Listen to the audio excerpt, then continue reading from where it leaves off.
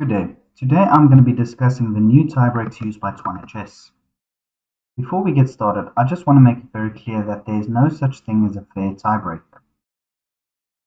Some of the tiebreaks used here will be new, although a lot of it stays the same.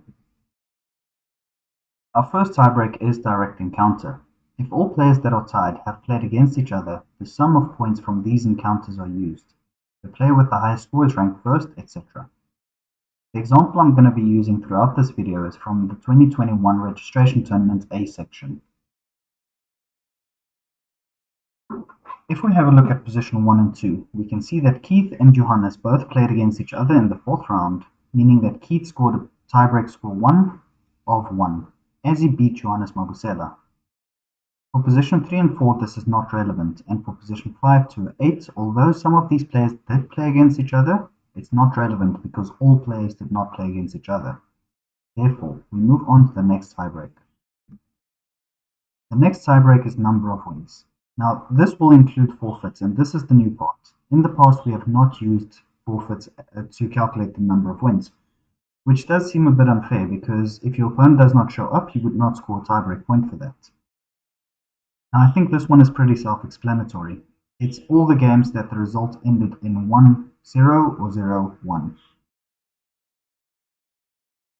If we have a look at the following table, we can see that this does separate some of the players. So for position 1 and 2, we can see Keith scored a tiebreak 2 score of 3, and Johannes scored a tiebreak 2 point of 4. Now this is not relevant because tiebreak 1 already separates the two players. For position 3 and 4, it's not relevant because both players finished on 3 points. And for position 5 to 8, it does separate some of the players. We can see position 5 to 7, all of them scored 3 points. However, position 8 only won 2 games, putting him at the bottom of the table. The next tiebreak we're using is Buchholz. The Buchholz system is the sum of the scores of each of the opponents of a player. I'm going to use Keith Khumalo as an example. So his first opponent scored 1.5 points. His second opponent scored 2.5 points. Third opponent, 3.5. Fourth opponent, 4 points. And his fifth opponent scored 3.5. To calculate his Buchholz, we simply add all of these numbers.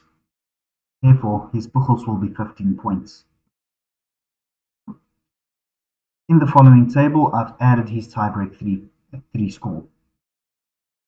Now, if we have a look at the table after we've added in all the Buchholz, it does separate some of the players.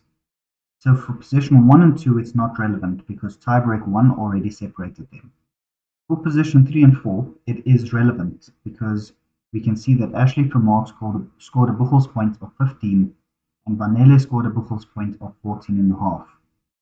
For position 5 to 7, it is relevant. We can see that the player came in 5th, Pusimusi, ended up on 13, Hans Stein ended on 12.5, and Chloe Badenhorst ended on 10. For position 8, it's not relevant because tiebreak 2 already separated him from the pack. Now we will only be using Buchholz for tournaments that have 5 or less rounds, which is the majority of most of our events.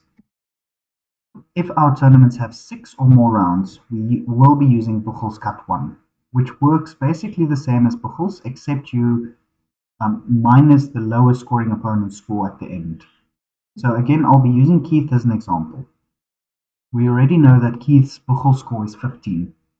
His lowest scoring opponent was opponent 1, which scored 1.5 points. So we simply reduce that from his total Buchholz. So 15 minus 1.5 is 13.5. Keith's Buchholz Cut 1 score is 13.5. The next tiebreak we will be using is Sonneborn-Berger. Sonneborn-Berger is the sum of the scores of the opponents of a player has defeated and half the scores of the players with whom he has made a draw. Nothing is given if the game was lost. So again, I'll be using Keith as an example. The games that Keith won against opponent 1, opponent 2, and opponent 4. Opponent 1 scored 1.5 points, opponent 2 scored 2.5, opponent 4 scored 4 points. He drew against opponent 3 and opponent 5, and he did not lose a game. So for these wins, we simply add all of them together, giving us a total of 8. The games he drew, Both of those opponents scored 3.5 points. We divide 3.5 by 2, and then we add the sum of the two, which gives us 3.5. If we add 8 plus 3.5, his Sonneborn-Berger score will be 11.5. I've added in Sonneborn-Berger as the fourth tiebreak, and we can see that this does separate all the players. In this case, we have no ties, and the final standings will look like this. In the event that, by some miracle, all four tiebreaks are exactly the same, which is highly unlikely, but it is possible, we will simply share the prize. Now, to figure out who is getting how much, we're using a little bit of a formula. So again, this is just an example. The prizes was by no means this, and none of the players had all four tiebreaks ending on the same score, but let's assume they did. So for position 1 and 2, assuming they had the same tiebreak, what you would do is you would take the first prize money and the second prize money and add them together, giving us a total of 8,000. Then you would divide that amount by 2, meaning both players will be getting 4,000. For position 3 and 4, as we did not have a fourth place prize, we will take the prize money of third place and divide it by 2, splitting it between position 3 and 4. So both players would be getting 1,000 Rand. I hope this video clarifies the tie breaks for you, and I'll see you guys next time.